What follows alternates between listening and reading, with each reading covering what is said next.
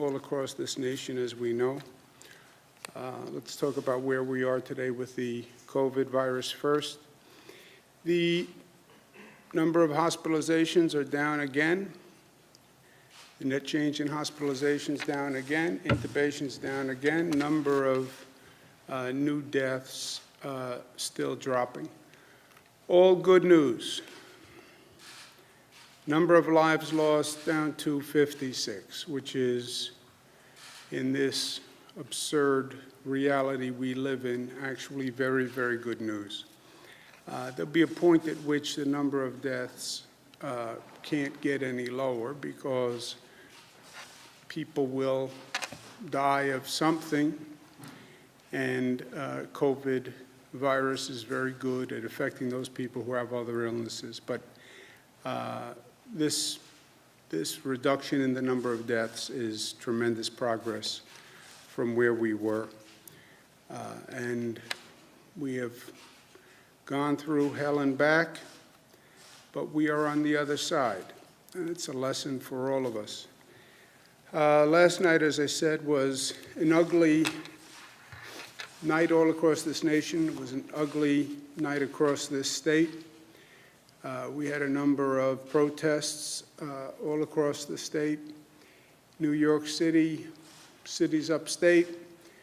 We've seen a lot of disturbing video about the protests, and where I've asked the Attorney General to review the New York City protests and the actions and procedures that were used. I'm going to ask her to include in that review these demonstrations that are ongoing last night, if there are additional demonstrations tonight, and the Attorney General will be reviewing those actions. Upstate New York, we also had actions. We had a significant state police presence all across upstate New York. We have the National Guard on standby. We expect additional protests tonight, and we're preparing for such. Rochester, the county executive, and the mayor asked for additional state police for tonight, and we're going to have 200 additional state police. But look, the big issue is people are outraged, and I understand that. I'm outraged. It's not just George Floyd's killing, although that's enough to outrage a nation. It's George Floyd, it's Ahmaud Arbery, it's Breonna Taylor, all just in the past 3 months. It's 30 years of Rodney King and Amadou Diallo and Sean Bell and Abner Louima, and the same case in states all across this nation, where only the name changes but the color stays the same. You then had the first press conference by prosecutors looking at the Minneapolis situation that frankly raised more questions than it answered. And the real issue is the continuing racism in this country. And it is chronic, and it is endemic, and it is institutional. And it speaks to a collective hypocrisy. We're very good in this country at telling other people how they should live their lives and how they should act, how we preach a high standard, but we still discriminate on the basis of color of skin. That is the simple, painful truth. But this is a moment for truth. Now, at the same time, it is equally true that violence never works. How many protests have we had? How many nights have we gone through like last night? How many times have we burned down our own businesses, our own neighborhoods, and our own communities? Burning down your own house never works and never makes sense. Burning down your own struggling businesses, people who are trying to bring back the community, never makes sense. It dishonors Mr. Floyd's death. Mr. Floyd was not violent. Mr. Floyd was compliant. Mr. Floyd wasn't even charged or accused of a violent crime. There was no violence. That's what makes the killing more outrageous. When you are violent, it creates a scapegoat to shift the blame. It allows the President of the United States to tweet about looting rather than murder by a police officer. It allows the federal government to politicize what's going on and to come up with theories blaming the left and the extreme left, which only furthers the politics of division. Maya Angelou said, "Hate has caused a lot of problems in the world, but it has not solved one yet." The goal has to be affecting change. How do you use the energy to mobilize people to actually reform society and make things better? And don't tell me that we can't change, because we know we have and we can. Change comes in a moment when the stars line up. It's not easy, but when the stars line up and the people are ready to change, they can change. We have seen it happen in this state and in this nation. We created a new civil right in this nation for the LGBTQ community when we passed marriage equality. And we said we will no longer discriminate when it comes to marriage and telling people who they can love and who they can't love. After the Sandy Hook massacre, when people saw the madness of an assault weapon killing children, we passed common sense gun reform in this state after decades of trying. When we had record income inequality and people said this is enough and enough is enough, that's when we passed free college tuition. And we passed a minimum wage where people can actually live decently. People can change. And we have seen that lesson over the past 92 days as we've been dealing with this coronavirus. Who changed society to deal with this virus? The people did it. 50 days ago, on April 12th, we lost 800 people from COVID. Yesterday, we lost 56. 800 to 56. 60 days ago, we had 3,400 people come into our hospitals. Yesterday, we had 191. Who did that? Who made that remarkable change, that radical change? Who made all that progress? Government leaders? Government did it? No. Let's be honest. Most government leaders denied that COVID was a problem. Most didn't know what to do, and if they knew what to do, they didn't know how to do it.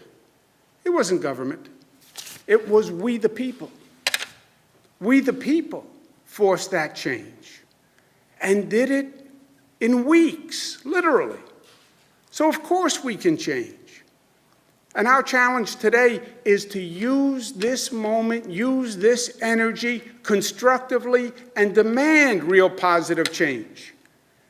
And articulate what the change is that we want. Be specific. We know what must be done. We know what we can do. We know what should be done. And we know what should be done immediately. Demand that the federal government and every state government pass a law that says allegations of police abuse cannot be investigated by local prosecutors because self-policing does not work, period. Allegations must be investigated by an independent outside agency. Demand that we define excessive force by a police officer by one standard all across this nation so every American lives by the same standard. If a police officer is accused of wrongdoing and is being investigated, release their disciplinary records so people can see what the prior acts of that police officer was. Demand that every public school provide the same level of funding for a child so we don't have two education systems in this nation, one for the rich and one for the poor. There is no reason and no excuse today for any child to live in poverty. We know that. Demand that change. And if our government leaders won't do it, or can't do it, or don't know how to do it, then you vote them out. That's how you make change. Most Americans are good, fair-minded, decent, kind, loving individuals. We need to mobilize the best in our people rather than allowing the worst. But don't lose the passion. Don't lose the outrage. Be frustrated. But be smart and be directed and be constructive and destructive. Help your community. Don't hurt your community. Be a laser and focus on real positive change. That's how this moment becomes a different moment in the history books. That's how George Floyd's death does not become just another name in a long list of people who should have never died in the first place. George Floyd must not have died in vain. Mr. Floyd's killing must be a moment in which this nation actually learned and grew and progressed to make this place a better place. And we can do it if we are smart together. Langston Hughes told us the ultimate goal: make America the land that fulfills her promise of greatness for all Americans. That's what this is about. We can do that. We have shown what we can do. Use this moment, use this empowerment, use this mobilization, and use it for good. Use it for good. So that when we look back, we say, yes, this story was all too familiar in some ways. What happened to Mr. Floyd was all too familiar. But the outcome was different. And the outcome was historic. And it was actually a moment of positive change. That has to be our goal. All of us, from the angry young protesters on the street, frustrated, energized, lashing out, to government officials on both sides of the line, to the police officers, 99.9% of them who are good, hardworking people who are trying to help their community. It's a common goal. We just have to be smart enough to get there. Questions? Governor, last night we saw a lot of videos of NYPD accelerating into a crowd of protesters. There's videos of NYPD officials pulling down the masks of protesters and pepper spraying them, and just violence on both sides. Was NYPD's response to the protests appropriate at this rate, and should the state police step in and take over? Look, these situations are very, very difficult. I've seen them. I've been there. Everybody is under stress. They are very difficult situations to manage. The police are in an impossible situation in many ways. But their behavior is everything. And I've seen those videos, and those videos are truly disturbing. And some of the videos, frankly, are inexplicable to me. What do we do about it? I've asked the Attorney General, who is an independent elected official, to review the police conduct activities in the protests last night, the night before, if there's one tonight, and then I want an independent, informed review of what was done right, what was done wrong. I want that report in 30 days. I don't want this to be another government ongoing report that comes out when everybody has moved on. Get it done in 30 days. Don't pull any punches. Tell the truth. Everybody saw the video. Everybody wants an explanation. And let's get the explanation from the Attorney General, and let's make it informed and smart, but let's get it done quickly. But that would be in 30 days. What about tonight? What about tomorrow? Well, look, tonight, the NYPD, I've spoken with the mayor. He understands the situation. The police commissioner understands the situation. They know the Attorney General is going to review it. I am telling them that if that review looks at those videos and finds that there was improper police conduct, there will be ramifications. That is not going to be a report that just sits on the shelf. This is a moment of reform. I'm not going to judge it on just what I saw on the video, right? As I said, from what I saw on the video, I think it's inexplicable. But maybe there is an explanation, and there's always two sides. The Attorney General will talk with the police, let's hear what they have to say, and then we'll make decisions. But if there was improper behavior, there will be consequences, period. Period. You know, people deserve answers and accountability. As I said, I think one of the problems in Minneapolis was people saw the video of the George Floyd killing, and then the prosecutors got up and said, you know, we have to look, we have additional evidence, we don't know what it is. There's been no answer yet on the other police officers. There's been no answers on why manslaughter, not murder. And I think that just compounds the situation. But I'm not going to make decisions off the video. I understand how difficult the job is of the police, and let's hear what they have to say. But I agree that the videos are very, very, very disturbing. Governor, as of a few months ago, the state police were the largest state police agency in the nation without patrol cameras, dashboard cameras, or body cameras. Your administration announced a pilot program. Can you please give us an update on if that pilot program is now in place? Yeah, I don't know.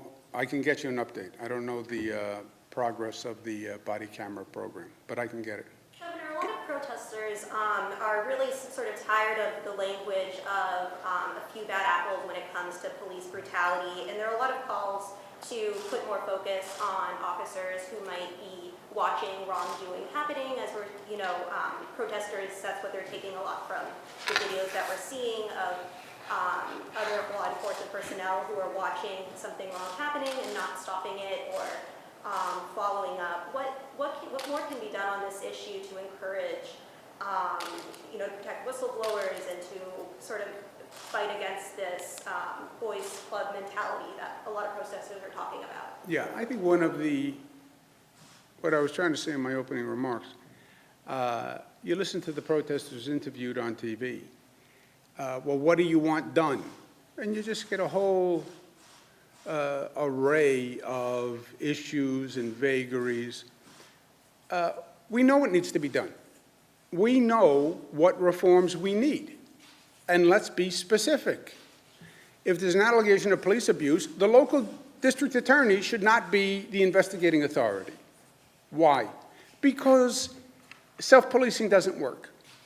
And the local prosecutor works with that police agency day in and day out. And are they really in a position to be fair and objective? They will say yes. I say, from a public confidence point of view, have the investigation done by someone else.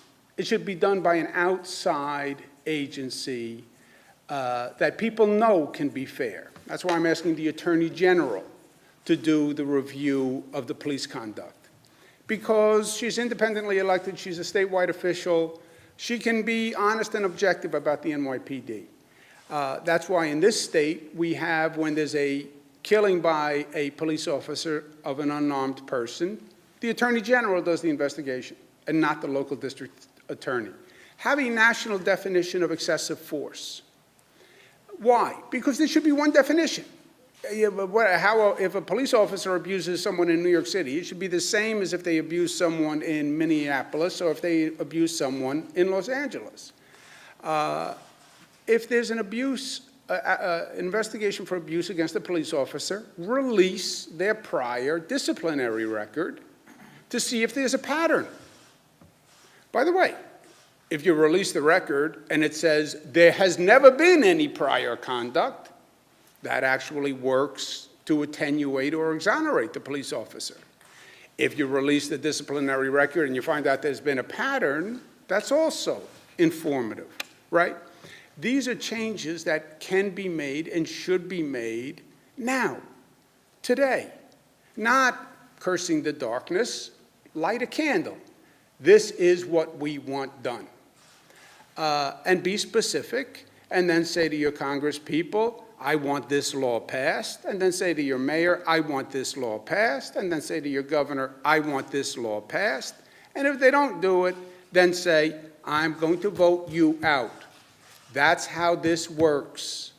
And people win at the end of the day when they're focused and mobilized, and they are focused and mobilized today. I would even go further. I would say, now is the moment to say, I want equality in education.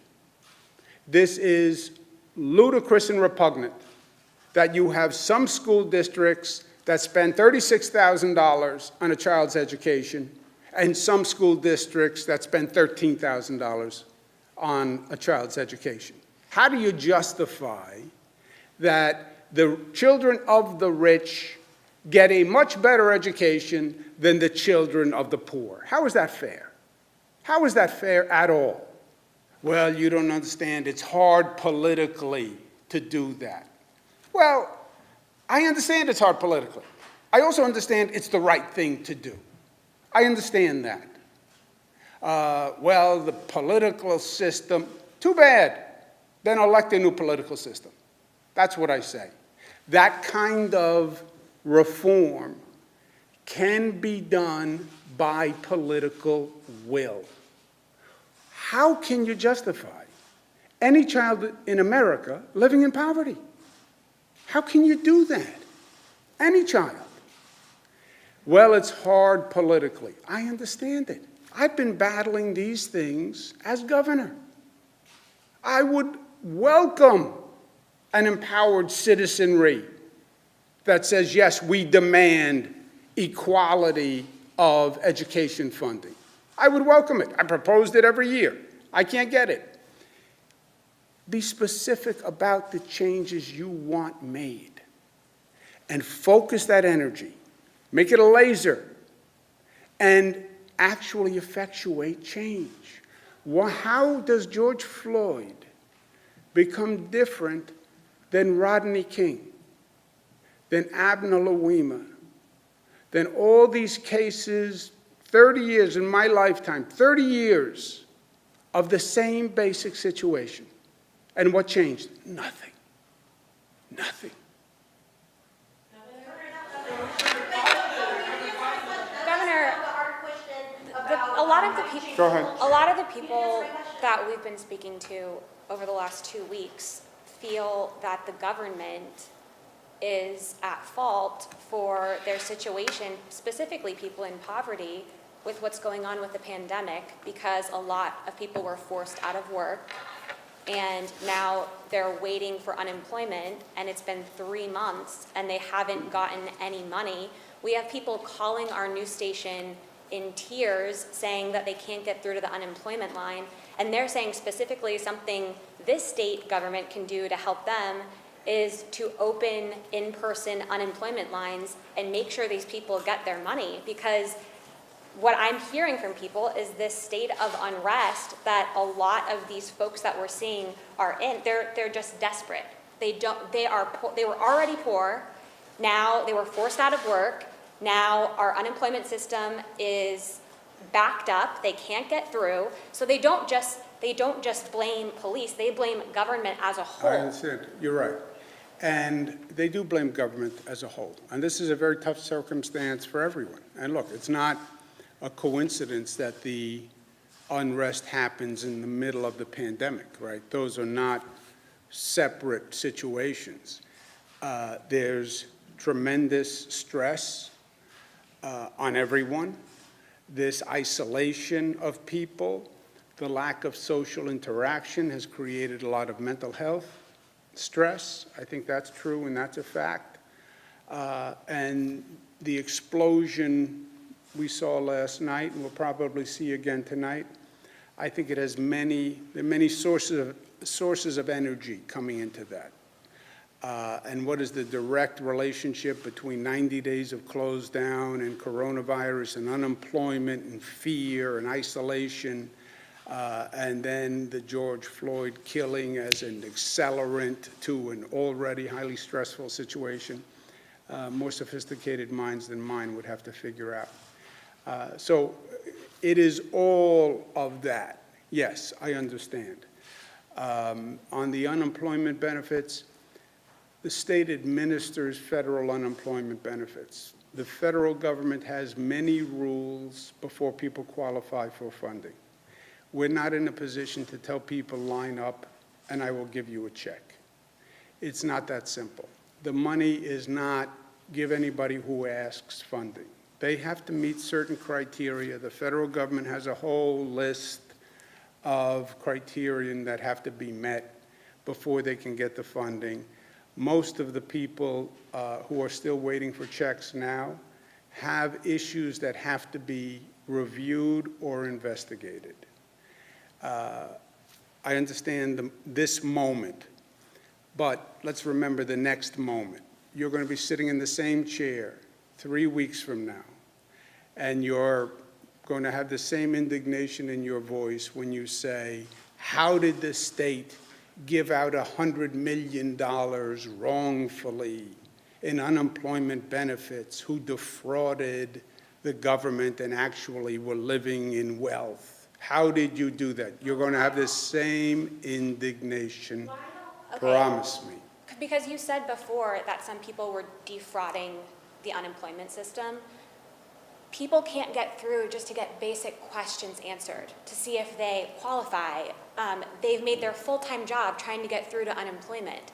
So they're saying it's at a point of desperation where can we do lines with social distancing where I can get my question answered, where I can find out a timeline of when I'm going to get my money. I mean, Governor, people are literally calling our news station crying and saying that their families are starving and they have to borrow money from people.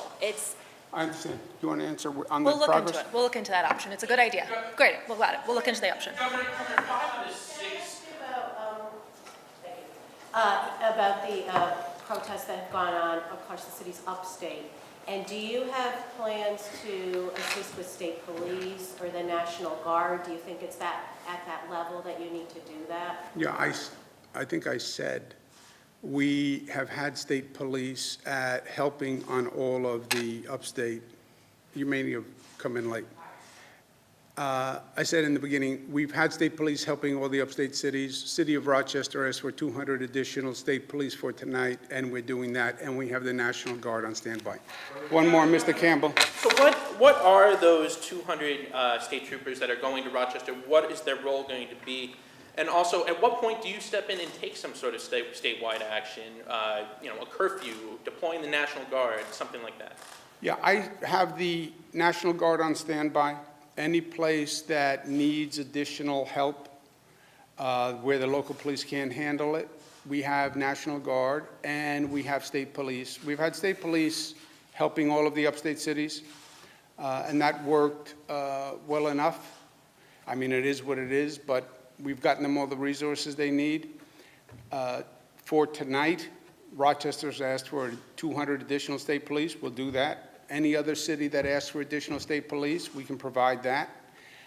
If we need more than the state police, then we have the National Guard. But it's just making sure we have enough resources to address every situation. And we take our clues from the local officials and the previous behavior. And the only city right now that says they need help is Rochester. Mark, you have really the last one. You have a point? There are actually a few other cities that we're talking with about some protection for tonight. In Buffalo, we're going to be deploying 150 troopers, and then we're working with Syracuse and Albany. They're still figuring out what they think that they need to harden their infrastructure, but as the governor said, we've been communicating with the county executives and with the mayors all morning, and whatever they need, they'll get. Is there a point where you implement some sort of statewide curfew? A lot of cities are implementing curfews right now. Is there a point where you implement one statewide? Yeah, curfews, there is no one-size-fits-all here. Curfews work well in some cities. In some cities, they can create additional issues. So that's a case-by-case basis. But look, where we are in New York, it was ugly last night. But from a management point of view, a police officer point of view, resource point of view, every locality did what they had to do. It's just an ugly situation, and it's a difficult situation. But we have, between the state police and the National Guard, we have more than enough resources to make sure every locality has what they need. Mark, last. Thank you. I didn't want to break the momentum of all these other, because I have a question a little bit off topic. Well, I mean off topic from what they were saying. Yeah, but it's not their topic that matters. Right? Everybody has their own topic. When do you think the time will be ready for the state workers to head back to their offices in the state workforce? I understand it's all regional and it's, at the right time. And as you're reimagining New York, how does that relate to state union contracts? Is that why the state workforce is without a contract today, because you're trying to reimagine things? No, the reimagining has nothing to do with the contract. Excuse me. Rob, you want to talk about the state offices open with that regional opening, Yeah. right? And the state offices have been, as we need more employees in certain areas for certain things, for parks, for example, and those employees have been operating. As far as the offices specifically and office-based, those are being ramped up as we put out protocols. They will follow similar protocols to what we put out for phase 2 for offices. But there are also a lot of workers who are actually teleworking, and that's functioning. So that's in place. But if the state worker feels more comfortable being at that person's desk in the building, is there a way of, and they're not comfortable being at home, is there a way of getting that person, a request being made for that person to go into the office with safety in mind, of course? I mean, I'm not... What we're going to do is make sure that workers come back when the offices are safe, when we set up the social distancing protocols, when we have it in place so that everyone can be safe with all of the protections that we need to have. So not individual for an individual employee, whether or not they have a preference to be home or be in the office. We're going to make sure that the offices are safe, all the protocols are in place uniformly, and then the workers will come back to the office. But a lot of them, again, are working from home. Along with the phases. So as phase 2 comes in, that's when. So right now is when we're doing that. Okay, it was a long night. It was a long night. Get some rest, and hopefully we have a better night tonight. I'll see you tomorrow.